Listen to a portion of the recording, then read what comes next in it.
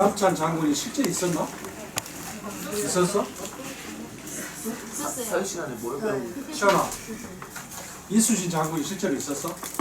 저요? 저 모자 모르겠어요. 여기를 너무 많이 참석해가지고 질문을 왜 이렇게 하는지를 다 알아버린다. 시원아, 이수진 장군이 실제 있었어 없었어? 네, 있었다고 하면 네, 있었어요. 있었어? 어떻게 알아? 네? 우리보다 한 500년 전에 살았던 사람인데 책에 써 있어서. 책에 써있었어. 우진이는? 세종대학 실제 있었어 역사 속에? 잘은 모르겠는데 있는 것 같아요. 있는 것 같아? 있었던 것 같아요. 네, 있었던 것.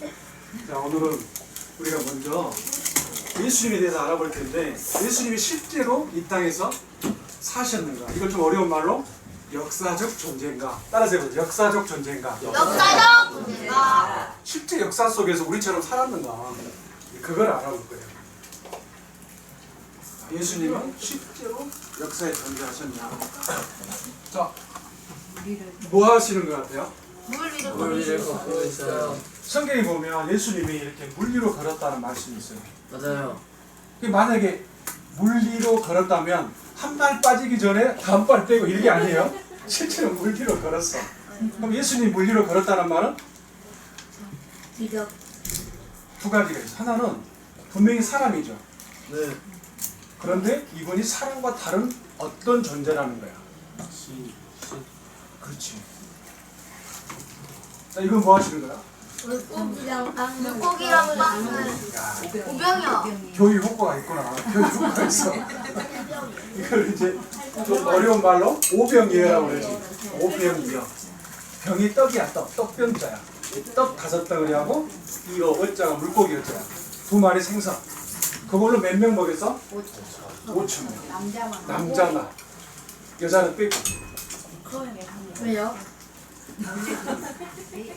옛날에는 남자만 그러니까 이 예수님이 성경에서 말하는 이 오병이어를 일으키신 분이 실제로 존재했냐, 이게 중요한 거죠. 자, 우리가 생각해 봐야 돼. 그러면 예수님이 실제로 존재했는가에 사실 우리가 어떻게 알 수 있냐는 거지. 예수님은 언제 사셨어? 성경에 의하면 2000년 전. 그러니까 예수님이 오시기 전을 비포, 그래서 비포 크라이스트, 예수님 오시기 전, 그래서 BC라고 그래요. BC. 우리는 단기를 쓰잖아. 당분이 이 나라를 건설한 지 4천 몇 년이 지났다 해서 단기를 쓰는데 전 세계적으로는 서기를 쓰지. AD, 아노 도민이라고 라틴어를 쓰는데 AD를 써. 근데 이 AD, BC 구분이 누구 때문이라고? 예수님 예수님이 태어난 것을 기점으로 해서 과거는 BC. 예수님 오신 이후로 지금 몇 년? 2004년 2024년이 지났다는 거야. AD 그지? 그러니까 이 예수님이 실제로 존재하셨다는 거잖아. 네 근데 이제 처음 듣는 분들을 위해서 그분이 존재했다는 걸 우리가 어떻게 알 수 있냐. 자, 읽어보세요. 성경에 보면 마태복음 2장에 이런 말씀이 있어요. 자, 읽어보기 시작. 예수께서 집에 데려가셔서 마시네. 조금 전에 어떤 형제님이 왔지. 신철 누구 형제님. 그 형제님이 오셨는데 나는 어디서 본 것 같은데 기억이 안 나. 근데 옆에 형제님이 이호 형제님이 그 전에 우리 동부에서 같이 있었어요 그랬어. 그러니까 제가 뭐라고 말할게? 그럴 리가요 그랬을까? 예 그랬죠. 예. 왜? 증인이 있으니까. 그죠? 같이 살았던 증인이 있으니까. 그러니까 예수님이 태어났어. 예수님이 계시죠. 근데 예수님이 언제 태어났다고? 헤로드 왕 때. 어디에서? 그러니까 출생 시기와 출생 장소를 우리가 보고 생각해 볼 수 있겠지. 이 사람이 실제로 유대인이 아닌데 유대 왕이 됐던 사람이야. 에돔. 그러니까 성경에 보면 에서 있지, 에서. 에서의 후손들을 에돔이라고 그러는데 그 에돔의 후손이야. 이 사람이 유대인이 왕이 됐거든. 근데 이 사람 때 태어났다는 거야. 근데 이 사람의 이 가족 계보인데 가족 계보가 성경에 보면 이렇게 나와 있어요. 마태복음, 누가복음, 그리고 사도행전에 보면 헤롯 아그리빠라고 하는 사람이 나와. 1세와 2세가. 축 먹어 죽은 왕이 나오는데 이런 내용들. 그러니까 성경에 보면 이 사람들이 실제로 존재했던 사람들이에요. 자, 그럼 문제는 이 헤롯 왕이, 그럼 이 헤롯 왕은 실제로 살았어요? 네. 이걸 따져봐야 되겠지. 그러니까 출생 시기 헤롯을 따져봐야 되는데, 여기 보면 헤롯은 대단한 건축가였어. 이 사람이 이런 건축을 많이 했는데 이 헤롯의 궁전이 발굴이 됐어요.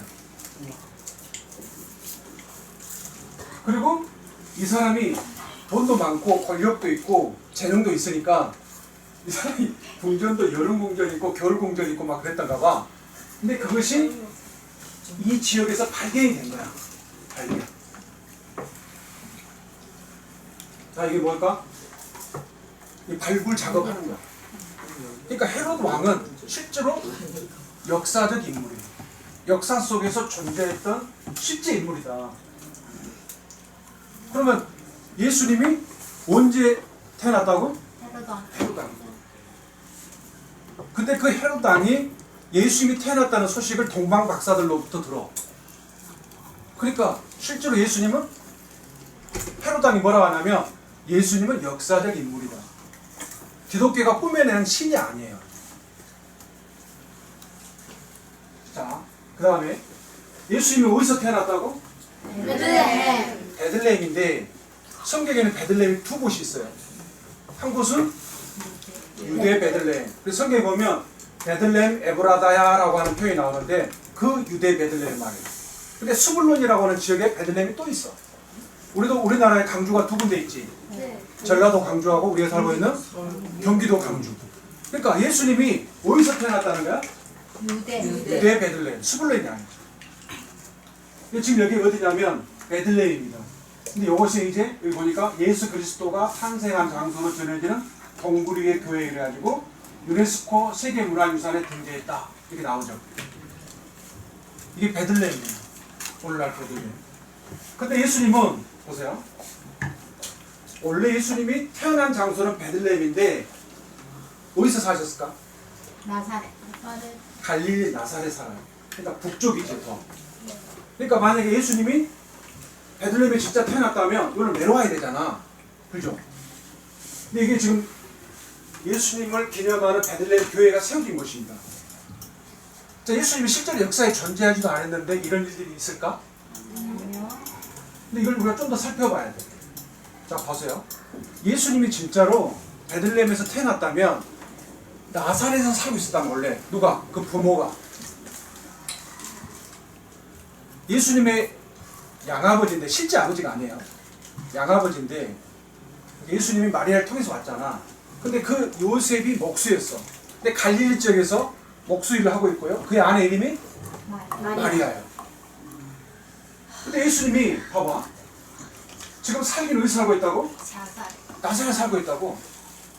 근데 성경에 의하면 미가라고 하는 선지자가 예수님이 태어나기 전에 뭐라고 예언하냐면 몇백 년 전에 앞으로 이스라엘을 다스릴 그리고 전 세계를 구원할 인류를 구원할 메시아가 올 텐데 메시아라는 말은 우리나라 말로 구원자라는 말이에요.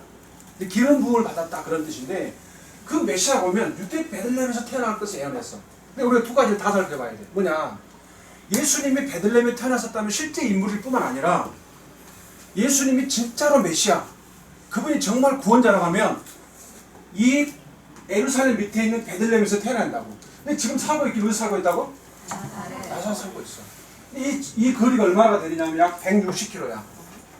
강주에서 대전까지가 대략 몇 킬로냐면 한 141km, 144km 되는데 버스로 2시간 반이야. 어떻게 대략 잘할까? 갔다 와봤어. 구글 찾아봤어. 자, 보세요. 근데 어떤 일이 벌어졌냐? 성경에 보니까 그때에 마리아가 임신했거든? 근데 그때에 황제가 누구냐면 로마 황제를 가이사라고 불렀어. 우리는 우리나라의 최고의 행정수반을 뭐라고 불러? 대통령이라고 부르지. 근데 그 아구스타라고 아우구투스 질리어스 시저라고 들어가서 왔노라 보았노라 뭐 이겼노라 이렇게 말한 유명한 사람이었어. 질리어스 시저. 그 양아들이 자기를 죽이려고 할 때 오 너무하자라고 하는 브루투스에게 말했던 그 사람이었어. 오? 진선이 좀 안가 보네. 그래서 아구스토가 뭔 명을 내려서 호적해라 인구조사 하겠다는 말이야. 세금을 걷어내려 하고 나라를 많은 나라를 이제 전쟁을 통해서 정복했는데 호적을 해야 누가 누군지 알 거 아니야. 그래서 호적령을 그때 내린 거야. 처음 한 거야. 그래서 고향으로 사람들이 다 돌아가. 근데 보니까 누구? 요셉 요셉이 누구라고? 마리아 예수님의 양아버지 마리아의 남편.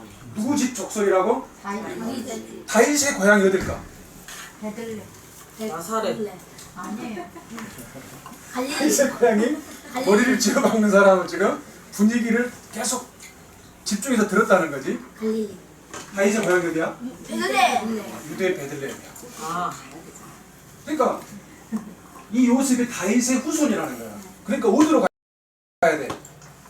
베들레헴으로. 근데 어디서 살고 있어? 갈릴리 갈릴리 나사렛 동네에서 지금 살고 있단 말이야.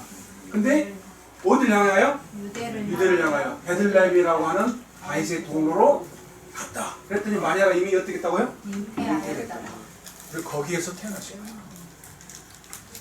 이 영을 내렸던 사람이 누구냐면 아우구스투스.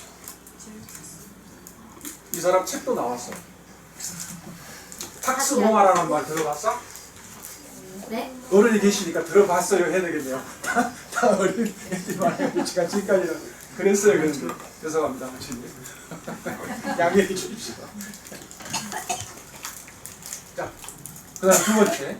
예수님이 역사적 존재했다. 실제로 존재했다는 사실을 가족관계를 통해서 증명해 볼게요. 분명히 마리아는 예수님을 처녀에 있을 때 잉태했어요. 이걸 성령 잉태라고 그러는데 성육신이라고도 그래요. 근데 그 이후로 요셉과 마리아가 같이 부부니까 결혼하고 살잖아. 그러니까 자식이 태어났을까 안 태어났을까? 태어났어요. 그 자식들이 누구냐? 읽어보세요. 시작. 그 형제들은 야고보, 요셉, 시몬, 유다. 루이도 있었어. 근데 대략 동생들이 4명. 배다른 동생이지. 그러니까 배다른 동생이란 말 이해해야 돼. 다른 아버지. 예수님의 아버지는 하나님이시잖아. 하나님이잖아요. 근데 그분이 어떤 이유 때문에 이 땅에 오셨어. 근데 그 이후로 요셉과 마리아가 이 자식을 4명을 낳았다. 자, 그러면 이 야고보가 실제로 살았다 하는 사실이 밝혀진 거야. 자, 2002년 이 사실이 밝혀졌어요. 앙드레 네멜이라고 박사에 의해서 발견이 됐다. 이게 뭐냐면 석관이야, 석관. 유대인들은 장사를 지내잖아. 그럼 1년 동안 시신을 묻어놓다가 1년 후에 다시 그것을 뼈를 해가지고 이게 석관에 넣는 장사 풍습이 있어요. 근데 이 석관이 발견이 된 거야. 읽어보세요. 시작. 예수님이 나오고. 자, 이거를 이제 이스라엘에서 어떻게 해야 돼요? 이렇게 생겼어. 이렇게 생긴 구조 속에서 이 석판이 발견된 건데, 이 석판이 진짜로 야고보의 시신이다라고 하는 게 증명돼야 되잖아요. 그죠? 자, 읽어보겠습니다. 시작. 자, 히브리어는 왼쪽에서 오른쪽에 있는 게 아니고 오른쪽에서 왼쪽으로 있습니다. 제가 읽어드릴게요.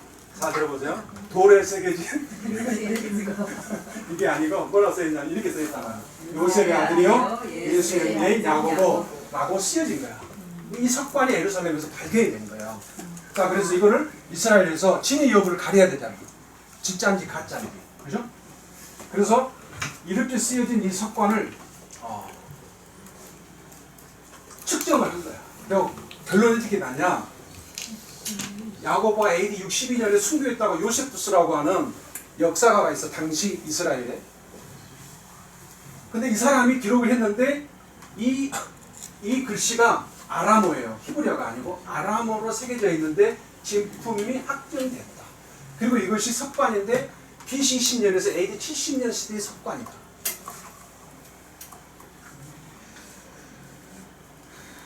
자, 그래서 이게 뭐냐면 이 측정 결과에 이것이 틀림없습니다라고 하는 문서예요. 문서 보세요. 조작된 가짜가 아니다. 이스라엘 보고학협회에서 인정하는 문서. 이게 문서입니다. 아까 그 석관이 분명히 예수님의 형제인 야고보의 석관이라고 하는 것이 증명된 거예요. 그래서 이 문화재청에서 이거를 이스라엘 문화재청에서 뭐 했냐면 소송을 했어. 야, 이거 진짜 맞아? 그래서 이걸 이제 판결을 한 거예요. 판결했는데 예루살렘의 아하론 파카시 판사가 이조품이 아니므로 무죄 판결을 내렸어요. 2012년에. 자, 그러면 예수님은 실제로 존재하셨나요? 네. 존재하십니다. 자 보세요. 바울이라고 하는 사람이 읽어볼게요. 두 3년 만에 내가 게바를 방문하려고 에루살렘을 올라가서 그와 함께 15일을 머무는 동안 여기 읽어볼게요. 시작. 주의 형제 야고보의 다른 사도들을 그러지 못하였느니라. 이때가 AD 30년에서 65년 사이예요. 왜냐하면 바울이 65년 내지 66년경에 처형당했거든. 근데 그 이전이잖아. 근데 에루살렘 올라가서 누구를 만났다고? 야고보를 만났다고. 근데 아까 이 석관이 AD BC 20년에서 AD 70년 사이의 석관이다라고 증명이 된 거야. 자, 두 번째. 세 번째 이제. 자, 예수님 당시에 실제 살았어. 아까 이 이름이 없다. 그 신철 형제님 그 오셨는데 이효우 형제님이 우리와 함께 동북교에서 같이 주님을 섬겼어요. 그러니까 제가 어떻게 했다고? 예, 그랬다고. 그러니까 예수님 당시에 생존했던 인물이 있어요. 가야바와 안나스라고 하는 분이 있는데 그분이 두 사람이 장인과 사이사이예요. 이 가야바가 누구냐면 대제사장이었어요. 자, 읽어볼게요. 시작. 이에 군대와 천부장과 유대인의 아는 사람들이 예수를 잡아 결박하여 먼저 안나스에게로 못 끌고 가니 안나스를 그의 제사장인 가야바의 장인이라. 그 해 예수님이 십자가에 못 박히기 위해서 붙잡힐 때 그때 대제사장이 누구였냐면 가야바. 이 가야바가 실제로 살았는가 하는 게 증명이 되면 예수님의 역사적 증거가 생기는 거죠. 자, 이거 뭘까 또? 석관이에요. 이거. 이거 가족 석관입니다. 가족묘예요. 근데 여기에 자 읽어보겠습니다. 아, 이야, 박수 한번 쳐줘요. 놀랍고. 여기 보니까 가야바입니다. 이 가야바가 이 아까 그 석관 있죠. 이 석관이 어떻게 발굴되고 사실인가가 나와 있어요. 자, 언제? 1990년 11월에 에루살렘 이 지점 남쪽으로 1km 지점에서 공원과 도로 작업을 하는 사람들이 있었는데 도로 작업을 하다가 트랙터가 우연히 고대 동굴 묘지의 천장 부분을 무너뜨렸어. 근데 그곳이 매장지로 사용하던 곳인데 12개의 유골랑 뼈를 담은 상자가 발견이 됐어요. 근데 거기에 발견된 것 중에 하나가 읽어보겠습니다. 시작. 요셉도 다른 가야바의 아들 요셉이라고 하는 글귀가 쓰여진 석관을 발견한 거예요. 근데 이 유골랑 왼쪽에 아까 우리가 읽었잖아. 뭐라고? 가야바의 아들 요셉. 근데 이 가야바의 아까 그 무덤이 대제사장 가야바의 가족 무덤이었다는 거죠. 근데 그 유골하고 나온 하나는 가야바 자신일 것이었다. 그리고 요세푸스는 역사가가 대제사장에게 가야바라고 불린 요셉이라고 하는 이름을 사용했다. 근데 성경에서는 그를 단지 줄여서 가야바라고 불렀다. 그리고 이 가야바가 누구에 따라 결혼했다고요? 안나스에 따라. 아까 보니까 안나스는 대제사장 가야바의 뭐라고? 장인이라고. 자, 그 다음에 예수님이 그때 당시에 생존해 계실 때 십자가에 못 박힐 때 그를 신문했던 총독이 있어요. 자, 우리나라도 일제에게 1910년에 한일 합방되죠. 45년에 해방되잖아. 대략 36년간 일제 치하에 있을 때 일본에서 누구를 보냈죠? 우리나라를 다스리기 위해서? 이토 히로부미. 누가 그 사람 죽이려고 했어? 오, 박수 한번. 그 이토 히로부미가 누구야 누구? 그 사람의 칭호, 직책, 총독이야 총독. 총독 정치를 한 거예요. 왕이 직접 온 게 아니고 사람을 보내서 총독 정치를 한 거죠. 이처럼 이스라엘도 로마에게 압제 안에 있었어. 그 로마에서 총독들을 보내가지고 그 나라를 다스려요. 그때 총독이 누구였다고? 빌라도. 그럼 빌라도가 생존했는지 우리가 확인할 수 있으면 예수님의 생존 역사적 증거가 더 분명해지는 거죠. 자, 이게 뭐냐면 이게 성전터에 있는 빌라도가 예수님을 신문했던 터입니다. 자, 이게 누굴까? 빌라도. 뚱뚱하네. 와, 이거 진짜로 있다니. 야, 이거는 영화에 빌라도를 나타내는 그 배우를 찍어온 거예요. 빌라도가 실제 있었던 게 아니고 이때 당시 이제 사진 기술이 있었을까 없었을까? 칼라로 없었지. 이런 장면을 성경을 그대로 만든 거예요. 이건데요? 빌라도가 예수님을 지금 재판하는 거야. 근데 중요한 건 뭐냐면 이 빌라도가 생겨냈다고 하는 이 비문이 발견됐어. 이 비문이 발견됐어. 자, 본디오 빌라도의 비문이야. 자, 읽어볼게요. 로마 제국 시대 자, 보세요. 황제 때 초기 로마 제국 시대 티베리우스 황제 때, 자, 때가 나오죠. 이 역사적 인물이에요. 이 티베리우스 황제에 대한 역사적 사건들에 대한 기록들은 제가 알고 있기로 9개 정도의 책이 나왔어요. 그리고 AD 26년에서 36년까지 유대인 총독으로 이 사람이 다스렸어. 근데 예수님이 십자가 못 박힌 걸 우리가 대략 몇 년으로 보냐면 AD 6년 33년경으로 봐요. 자, 그렇게. 근데 이 비문이 1961년 헤로당하고 봤죠. 헤로당의 원형 경기당에서 이 이름이 나와 있는 비문이 발견됐어요. 그래서 그 전까지는 심지어 빌라도마저도 야, 허구 아니냐. 그냥 기독교인들이 서로 짜낸 게 아니냐. 서로 모여가지고 이렇게 했단 말이에요. 근데 이 빌라도의 비문이 발견되니까 어떻게 됐다고? 예수님의 역사성까지 밝혀지게 된 거야. 그러니까 우리가 믿고 있는 이 예수님이 실제 인물이다. 기독교가 만들어낸 게 아니에요. 자, 그 다음에 성경 위에서, 그럼 성경은 그렇다 치고 성경 위에서도 예수님에 대한 역사적 증거가 있냐? 로마의 아주 유명한, 읽어보세요. 시작. 타키투스가 누군지 한번 들어본 사람.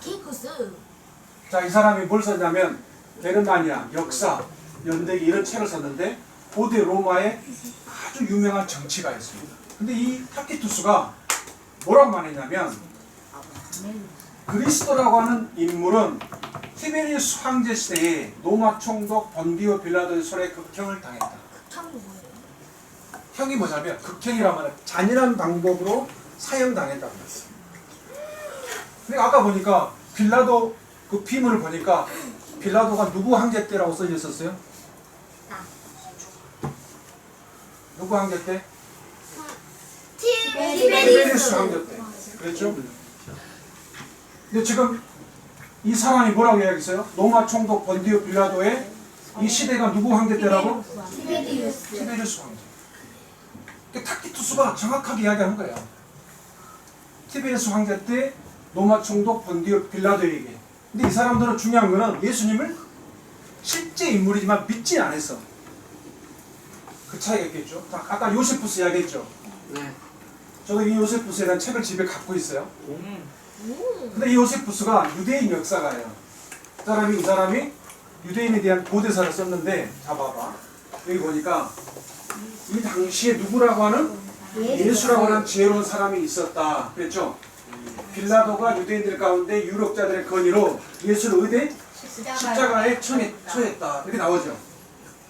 그리고 사람들이 사람들이 예수가 십자가 못 박혔는데 사흘 만에 자신들에게 나타났으며 그가 살아있었다고 보고했다. 여기 보니까 그는 예전에 선지자들이 자세히 언급했던 그리스도였을지도 모르겠다. 자, 그 다음에 탈무드라고 하는 책이 있어요. 탈무드 한번 본 사람? 이 탈무드 안에 뭐라고 내용이 나와 있냐? 이걸 읽어봅시다. 시작. 6월절 전날 그들은 나사렛 예수를 매달았고 전령관이 그에 앞서 40일 동안 나사렛 예수를 마술을 행했고 사람들을 현혹시켰으며 이스라엘이 잘못된 길로 빠지게 한 일 때문에 돌에 맞을 거라고 말하며 다녔다. 그를 변호할 만한 것을 조금이라 아는 사람은 누구든지 와서 그를 변호하라. 그러나 그들은 그의 변호에 실패했고 그를 6월절 전날 십자가에 박았다. 이게 중요하죠. 원래 사람들은 예수님이 돌에 맞아 죽을 거라고 생각했어요. 왜냐하면 유대인들은 사람들을 죽일 때 돌에 맞춰 죽이거든요. 돌로 죽여요. 돌에 쳐서. 근데 성경에 의하면 예수님이 진짜 메시아라면, 진짜로 그분이 우리를 구원하게 오신 진짜 메시아라면, 구원자라면 어떻게 죽어야 되냐면 십자가에서 죽어야 돼요. 근데 탈무드에 놀라운 말을 하죠. 원래 뭐라고 나왔어요? 여기 보니까 돌에 맞을 거라고 말하며 다녔다 그랬죠. 근데 실제로 어떻게 했다고요? 십자가에 못 박았다.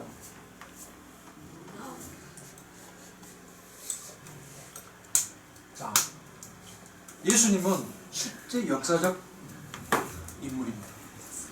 근데 이런 증거가 분명한데도 이제 사람마다 선택할 수 있기 때문에 그걸 믿을 수도 있고 받아들일 수도 있고 받아들이지 않을 수도 있어요. 그건 자유예요. 그렇지만 그 책임도 자기가 지는 거예요. 자, 이 사람이 누구냐면 혹시 알아요? 그 장관 같은데. 장관 같아요. 학자야. 이 사람은 FF 브루스라고 하는 20세기 최고의 신화 같아요. 저도 이분의 책을 몇 권 갖고 있어요. 이분이 무슨 이야기를 했냐면, 자, 같이 읽어봅시다. 칸이 좁아서 이게 제가 실력이 부족해가지고. 자, 보세요. 어떤 저자들은 예수 그리스도의 기록은 신화라는 상상을 하는 것 같다. 하지만 그들도 역사적 증거를 근거로 그렇게 하지 않는다. 공정한 역사에게 그리스도의 역사성은 줄리어스 시저의 역사성만큼이나 자명한 것이다. 예수 그리스도의 기록은 신화라는 이론을 유포시키는 자들은 사실 역사가라고 할 수 없다. 그러니까 실질적으로 역사가들 중에서 예수님이 신화야 라고 지금 말하는 사람들은 왕따를 당한다는 거야. 그만하고 예수님의 역사성은 실제야. 기독교가 우기는 게 아니라. 자, 이게 고문서 검증법이라는 것이 있는데 성경이 문서 중에서 가장 정확한 문서예요. 이걸 증명할 수 있어요. 그리고 예수님에 대한 기록은 반기독교적인 역사들이 제시한 증거와도 일치해요. 아까 보니까 타키투스라 이런 사람들은 실제로 예수님 믿는 사람 아니죠. 테수스라든가 내가 여기서 칸이 좁아서 다 못했는데 이런 수많은 사람들 중에서 아주 대표적인 8명이 있어요. 다 할 수 있는데 시간이 부족하니까 이건 안 했는데, 자, 여기 보면 아까 내가 강감찬 물어봤잖아. 그럼 강감찬에 대한 뭐가 나와야 돼? 기록이 나와야 되잖아요. 그죠? 근데 아리스토텔레스는 들어봤어? 네. 아리스토텔레스의 스승이 누굴까? 불리우스 배웠죠. 어? 아리스토텔레스 가르쳤던 선생님 플라톤. 플라토. 플라톤을 가르쳤던 선생님은 투키티데스. 투키티데스. 뭐라고? 소크라테스. 오! 박수. 소크라테스 했던 유명한 말. 너 자신을 안 너 자신 알라. 데스요. 근데 아리스토텔레스에 대한 사본이 여기 보니까 5권이야. 시간이 없으니까 성경은 몇 권이지? 23권. 25,000권. 비교가 돼야 안 돼요? 네. 우리가 줄리어스 시대라든가 헤로도토스라든가 이 사람 역사랑 유명한 책을 썼는데 이 사람들의 사본도 8개밖에 안 돼. 근데 우리가 이 사람들이 했던 책들을 보면서 기록들을 보면서 이 사람들을 역사적 인물로 받아들인 거야. 그럼 예수님에 대한 신약 성경의 이 증거는 어마어마하다고요. 우리가 예수를 믿는 거, 그 역사적 인물로 받아들이는 거는 그냥 우리끼리 우기는 게 아니에요. 자, 결론. 같이 읽어봅시다. 시작. 예수님 역사에서 실제를 취하지 않았다. 이 사람, 리스트로베라고 하는 사람이 쓴 책인데 이 사람이 원래 누구냐면 이 사람이야. 이 사람이 법학 기자였어. 법대를 나와서. 근데 이 사람이 무신론자였어요. 비판적인. 이 사람이 변화돼가지고 예일대 법대 출신이었는데 이 사람이 이 책을 쓴 거라고. 사진 찍어서 한번 읽어보세요. 제목. 아니요. 이거 본 사람. 오. 이 책을 쓴 사람 누굴까? 사람이죠. 사람이겠지. 여기는 이름 한번. 사자들이. 이 사람이야. 이 사람 이름이 뭐라고? C.S. 루이스. 이 사람이 원래 무신론자였어요. 그럼 이 사람이 소크라테스 클럽이라고 하는 걸 만들어가지고 아주 비판적인 그런 것들을 서로 나누고 했던 사람이었어. 그럼 이 사람이 예수님을 발견한 거예요. 자, 이 사람이 뭐라 했냐면 저는 태양이 떠오르는 것을 믿듯 기독교를 믿습니다. 그것을 보기 때문이 아니라 그것에 의해서 다른 모든 것을 보기 때문입니다. 우리가 성경을 하나님을 판단하는 게 아니에요. 하나님 아니면 그분을 통해서 말씀을 통해서 모든 걸 판단하는 거예요. 이 사람이 뭐라 이야기냐면, 자 읽어봅시다. 시작. 전 세계가 절벽을 향해 달릴 때 반대 방향으로 달리고 있는 사람은 정신을 잃은 것처럼 보인다. 이게 무슨 말이냐면, 다 보세요. 우리가 살고 있는 이 세상을 한 대의 버스로 비유한 거예요. 그리고 우리가 그 안에 살고 있는 버스 안에 사람들이야. 근데 우리는 그 안에서 자기 자리를 만들고 자기 위치를 만들어. 그래서 그 버스 안에서 잘 먹는 사람도 있고 못 먹는 사람도 있고 옷을 잘 입는 사람도 있고 못 입는 사람도 있어. 근데 중요한 거는 그 버스가 지금 어디로 가고 있다고? 절벽을 향해 가고 있는 거야. 그러면 그 절벽에 타고 있는 우리는 잘 살고 못 살고의 차이는 있겠지만, 배우고 못 배우고 차이는 있겠지만, 있고 없고의 차이는 있겠지만, 결국 어떻게 돼? 결국에 그 사람이 그 말 한 거예요. 그러니까 자기는 그 절벽을 향해 가던 버스 안에서 내린 거야. 그걸 구원이라고 그래요. 지금 저희들이 이야기하려고 우리가 지금 이 시간 갖고 있는 겁니다.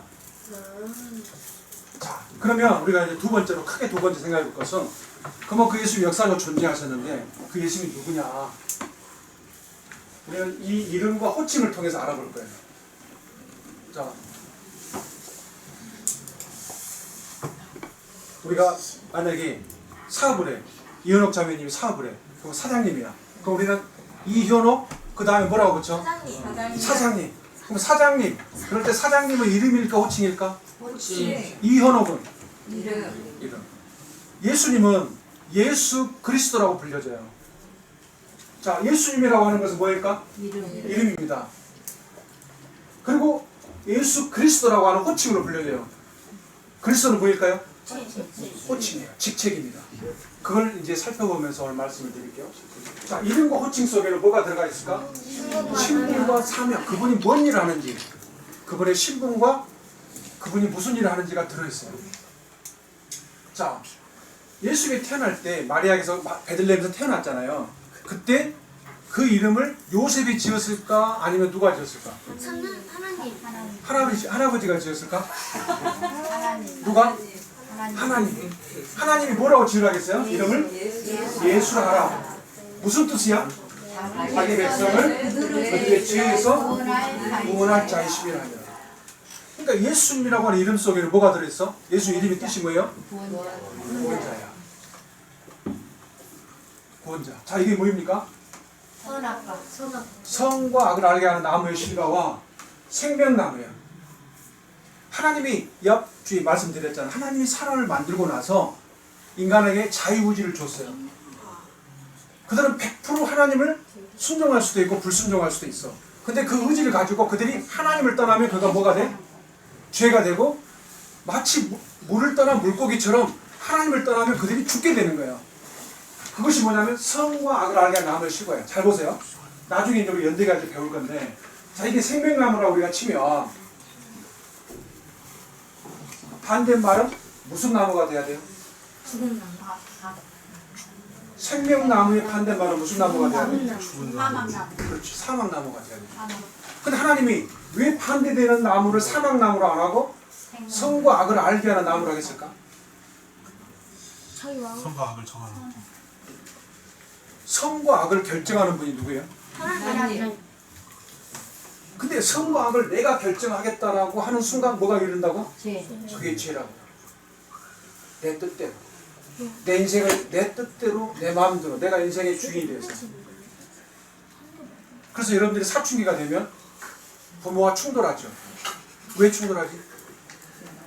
내 뜻을 관철시키고 싶은데 부모가 못하게 하니까.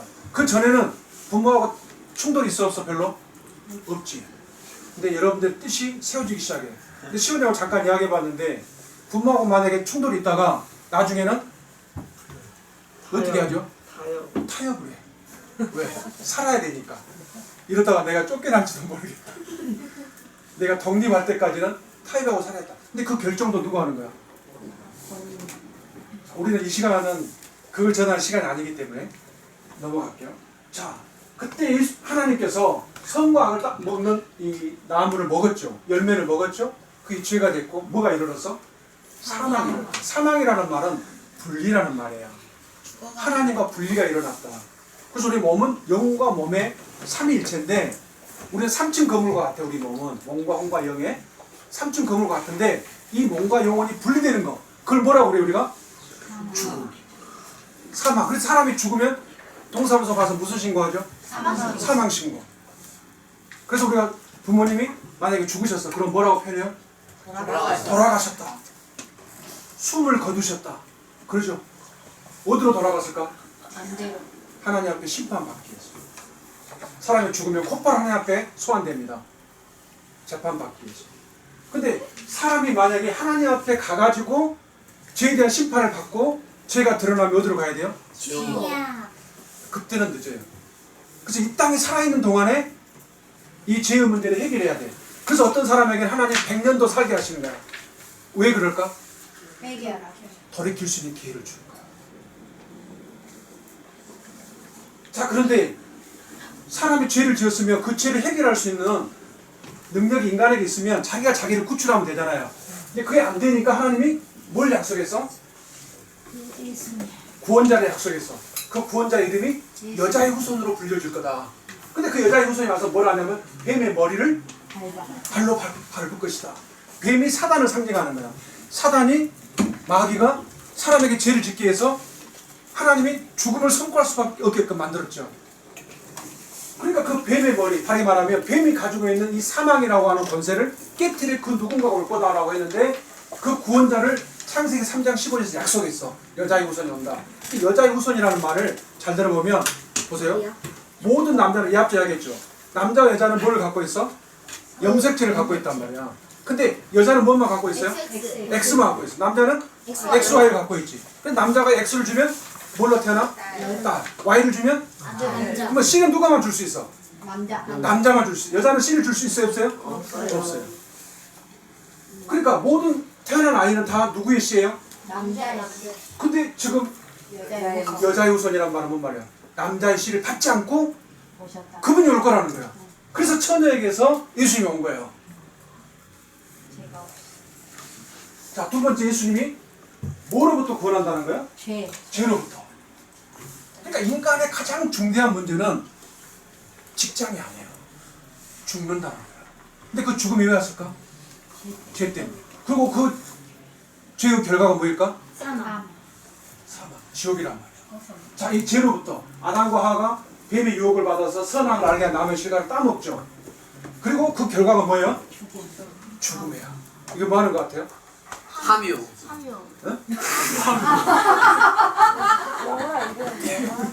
야, 진짜 화면 줄 알았어. 하고 아니고 지금 발을 여기다가 사람을 묻어. 함유.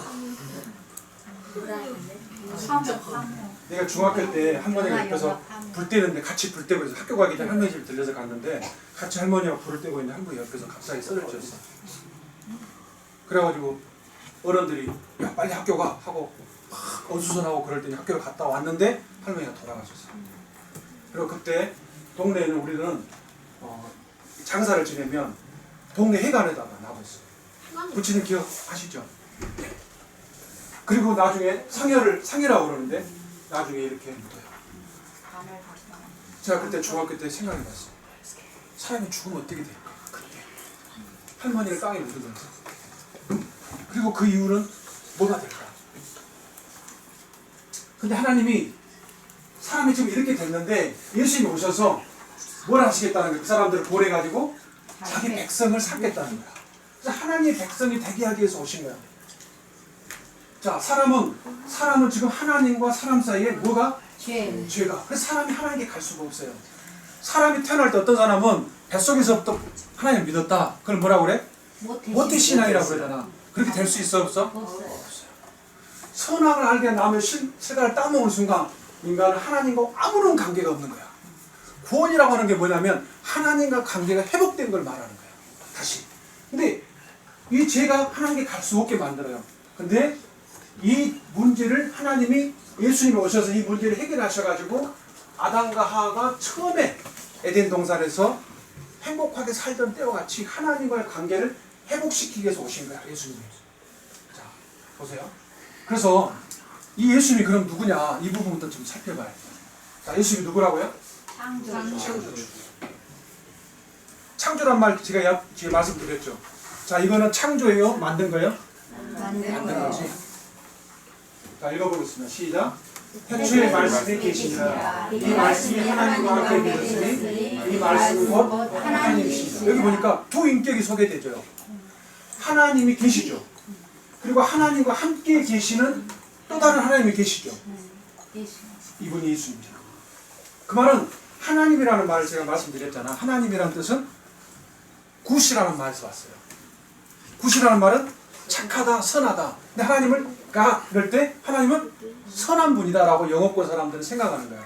근데 이 갓을 영어를 우리나라 말로 번역하면 하나님인데 이 영어가 성경이 영어로 쓰여진 게 아니고 히브리어로 쓰였단 말이에요. 근데 히브리어 원래 뜻은 엘로힘이에요. 전능자. 근데 창조주라는 뜻이에요. 그러니까 전능하신 분이 이 세계를 창조, 아무것도 없는 곳에서 무에서 유를 만들었다. 지금 우리가 살고 있는 모든 생명체를 만들었다. 그분을 우리가 뭐라고 말하냐면 하나님이라고 말하는 거예요. 그러니까 우리가 하나님이라고 부를 때는 무슨 의미를 갖고 있는 거예요? 전능하신 창조주라는 뜻을 갖고 있는 거예요. 자, 근데 여기 보니까 1장 1절에 이렇게 소개해있는 요한이 그분이 어떻게 됐다는 거예요? 이 말씀이 하나님인데 이 말씀이 어떻게 됐다고요? 육신이 되어 우리 가운데 오셨다. 그분이 누구라는 거야? 예수님. 그러니까 예수님은 하나님이시라. 이 세계를 만드신 전능하신 하나님이 이 세계에 오셨다는 거야. 이 땅에. 왜 오셨을까? 자기 땅이니까. 자기 땅이니까 오신 거예요. 만약에 예를 들어서 이 동북교 예배당이 만약에 제가 모르는 사람이야. 동북교 성도가 아니야. 근데 어느 날 이 건물이 내 거야. 근데 어느 날 내가 예배당에 왔어. 이렇게. 그 사람들이 누구세요? 물어봤어. 아, 네, 건물 준대요. 그러면 그 다음에 왜 오셨어요? 이렇게 할 수 있어 없어요? 왜? 내 땅에 왔어요. 내 땅에 왔으니까. 예수님이 자기 땅에 오신 거예요. 자, 그러면 예수님이 창조주라는 사실을 안 믿는 사람들이 있으니까 자, 이거를 약간 증명해 볼게요. 자, 예수님이 창조주라는 사실을 여러 가지로 말할 수 있는데 그 중에 하나가 기적이야. 자, 기적이라는 말의 의미가 뭘까? 기적. 미라클? 기적이라는 것은 우리가 생각할 수 있거나 경험할 수 있는 경험치를 넘어가면 그때부터는 기적이야. 자, 우리는 몇 차원에 살고 있을까? 3차원. 1차원이라는 뜻이 무슨 뜻이야? 1차원은 앞과 뒤만 인식할 수 있는 것을 말하는 거야. 1차원. 그래서 개미가 여기서부터 저기까지 가. 그래서 개미는 몇 차원에 살고 있는 거야? 2차원. 근데 만약에 좌우를 경험할 수 있어. 그럼 몇 차원이게? 2차원이야. 그래서 개미가 좌우도 가지. 그러니까 개미는 몇 차원에 살아? 2차원. 근데 상하를 인식하는 기능이 몇 차원이냐? 3차원이야. 그래서 우리가 만약에 하나님 우리를 만드실 때 3차원까지 인식하지 못하도록 했으면 우리가 야구를 할 수 있을까 없을까? 못해요. 야구 못하는 거야. 공을 던져가지고 쳤어? 공이 하늘로 날아가. 개미가 눈을 들어서 하늘을 볼 수 있어 없어? 있을 것 같아. 하나님께 감사하라. 야구를 할 수 있는 것이 하나님께 감사하라. 자, 그런데 봐봐. 우리가 3차원을 살고 있잖아. 근데 4차원부터는 뭐예요? 기적. 기적이에요. 근데 과학자들이 밝혀내기를 11차원 내지는 12차원까지 있다라고 밝혀냈어. 내가 하는 말 아니야. 11차원, 12차원까지 있어. 그럼 우리는 4차원부터는 다 기적이잖아. 자, 이 기적을 누가 봤냐면 누가 봤을까? 요한이라고 하는 사람이 봤어. 요한이 10대 때 예수를 만났는데 나중에 90 몇 살까지 살았어. 요한계시록을 쓴 분. 그분이 뭐라고 이야기했냐? 읽어볼게요. 시작. 이를 본 자가 증언하였으니 이 증언이 참이라. 그가 자기의 말하는 것이 참인 줄 알고 너희로 믿게 하려 함이라. 요한이 뭘 봤냐? 이걸 본 거야. 예수님이 내가 누굴 것 같아? 베드로의 베드로. 자기들이 배를 타고 풍랑이 있는 바다에서 가다가 예수님 마주쳐서 걸어오시는 거야. 그때 귀신인가 서로 소리쳤어. 근데 예수님이 나다 그러신 거야. 그러니까 베드로가 만일 주시어든 나를 명하여 물리로 걷게 해주십시오라고 요청을 한 거야. 근데 예수님이 오라 그런 거지. 그래서 베드로가 물 위로 걷고 있었어. 이걸 본 거예요. 제자들이 배 위에서. 예수님이 물 위에 떠 있고 베드로가 이 물 위로 걸었어. 근데 풍랑이니까 그걸 보고 베드로가 물에 빠져갈 때 예수님이 손을 내밀어서 붙잡아 주면서 믿음이 적은 자에 왜 의심했느냐 하는 그 말을 어때요? 말을 다 들었다고. 그것을 봤어요. 이게 목격자의 증언이에요. 이게. 자, 이건 뭐죠? 소경의 눈을 뜨게 하는 거야. 예수님이 그냥 만졌어. 근데 눈을 떠버리는 거야. 이건 뭐일까? 나사로. 나흘이 돼가지고 사람이 시체가 썩은 냄새가 나는데 그때 예수님 나사로야 나오라 하니까 그 말씀을 듣자마자 나사로가 이렇게 이거 뭐지? 강시처럼 안 나오고 걸어 나온 거야.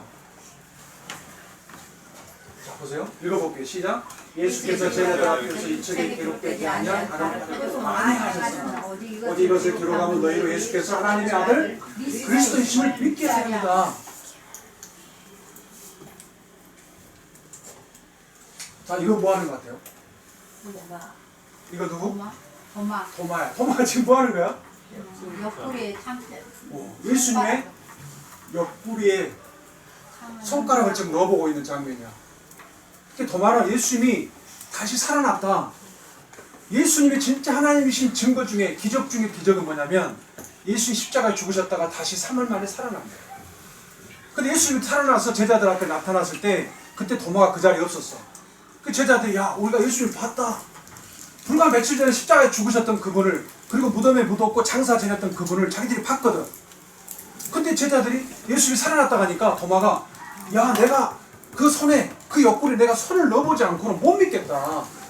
근데 8해가 지났을 때 예수님이 나타나서 네 손을 내밀어 내 손을 보고 내 옆구리를 만져보고 믿는 자가 되라.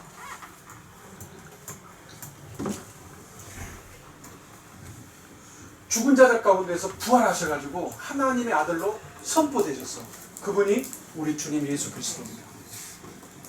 그러니까 자 예수님이 하나님이시다. 그리고 그분이 역사에 실제로 존재하셨어. 그러면 그분이 이 땅에 오신 이유가 있을 거 아니에요. 그죠? 10분 정도 남았는데 정신을 조금만 차려주시고 힘을 조금만 복돋아주세요.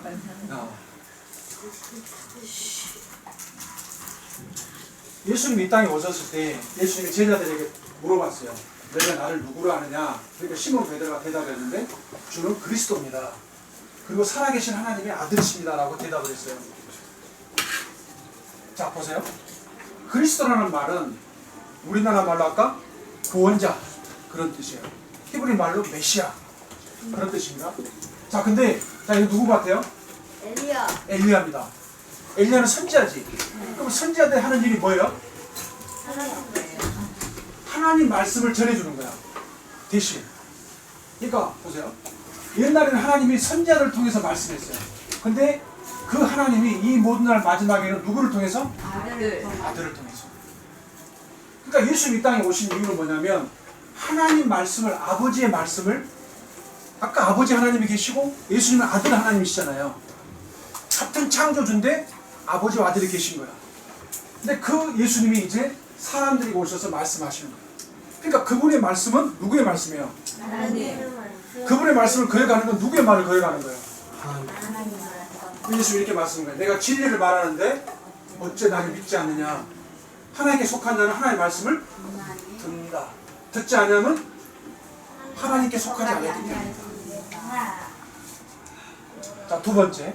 그리스도라고 하는 의미 속에는 3가지 의미가 직책이 있다고 그랬죠. 자, 선지자, 대제사장, 왕이 있어요. 처음 들어봤나? 안 배웠어요? 그 친구는 처음 들어보셨죠? 자, 내가 예를 들어서 사장님이야. 그리고 또 다른 직책을 가질 수 있죠. 만약에 내가 뭐 판사나 검사를 할 수도 있죠. 그러니까 사업을 하면 사장님 되기도 하고 법관이 될 수도 있는 거죠. 이처럼 예수님도 3가지의 직책을 갖고 계세요. 그 중에 아까 하나가 선지자. 하나님 말씀을 직접 전해주시는. 그러니까 진리를 전해주는. 그러니까 그분이 하신 말씀은 액면 그대로 받아들일 수 있는 거죠. 근데 두 번째, 그분이 제사장이. 제사라는 말 아시죠? 누구에게 예배를 드리는 거예요. 근데 구약에는 이런 대제사장이 있었어요. 근데 이 제사장이 뭘 하냐면 제사장마다 하나님께 속한 일에 예물과 속죄하는 뭐래요? 제사를 드려요. 무슨 제사를? 죄를 해결하는 역할을 하는 사람이 대제사장이에요. 그 대제사장이 1년에 한 번씩 이게 뭐입니까? 성막이에요. 성막. 이 성막에서 대제사장이 이 옷을 입은 대제사장이 피를 가지고 어디로 들어가요? 이걸 성막이라고 하는데 이 성막이 두 군데로 나눠져 있죠. 여기가 성소고 황금 등대와 떡상과 단이 있어요. 근데 이 성소 휘장을 지나가지고 여기에 뭐가 있냐면 언약궤가 있어. 언약궤. 이거를 시은자라고 그러는데 시은자는 뭐냐면 은혜가 베풀어진 곳이라는 뜻이에요. 근데 이곳에 들어가. 그래서 이곳에 뭘 하느냐? 이렇게 언약궤에다가 피를 바르는 거예요. 그러면 이 피를 가지고 하나님 편에서 대제사장이 1년에 한 번씩 이 일을 할 때 온 이스라엘의 죄가 해결된 걸로 보시는 거야. 근데 예수님이 대제사장으로 오셨다는 거예요. 그럼 예수님이 대제사장으로 오셨다는 말은 하나님 예수님 선자일 뿐만 아니라 하나님 말씀을 전할 뿐만 아니라 우리의 죄를 해결하게 오신 거야. 그러니까 예수님이 십자가를 지셨잖아요. 지금 어떤 신분으로 지신 거야? 대제사장의 신분으로 내가 져야 될 하나님 받아야 될 이 죄의 심판을 대신 지신 거야. 보세요. 인간이 저지른 가장 큰 악행이 있어. 그건 뭐냐면 사람이 저지른 가장 큰 악행이 뭐냐면 하나님의 아들을 창조주를 거부하고 그분을 못 박아 죽인 거야. 예수님이 십자가에 죽은 이유는 첫 번째 우리가 그분을 거절한 거야. 당시 유대인들과 로마가 예수님을 십자가 못 박아 죽였다는 것은 우리는 당신을 하나님으로 인정하지 않아. 우리는 당신을 원하지 않아. 이거예요. 근데 구원은 뭐냐면 이분을 받아들이는 것이 구원이에요. 이 십자가 형틀이 뭐냐면 그때 당시에 가장 잔인한 사형틀이에요. 이거 지금 다 전역에 맞아서 채찍에 맞은 거예요. 채찍 끝에는 갈고리가 쇳덩이 같은 게 있어가지고 한 번씩 던져서 잡아채면 살점이 뚝뚝 떨어져 나오는 거예요. 그러니까 예수님의 그 등이 닭고랑처럼 파였다. 그게 나와요. 그리고 당시에 이 십자가형이 얼마나 잔인하냐면 사람을 목마르게 해서 말라 죽이는 거예요. 왜 이런 잔인한 사형 방법을 로마가 채택했냐면 전쟁에서 많은 사람 정복했잖아. 그러니까 반역을 일으켜. 그러니까 반역을 일으키면 이렇게 죽는다. 그래서 사람을 말려 죽이는 거야. 온몸에 피가 빠져나가는 거야. 사람이 가장 고통을 느끼는 게 뭐냐면 뭐일 것 같아요? 여러 가지겠죠.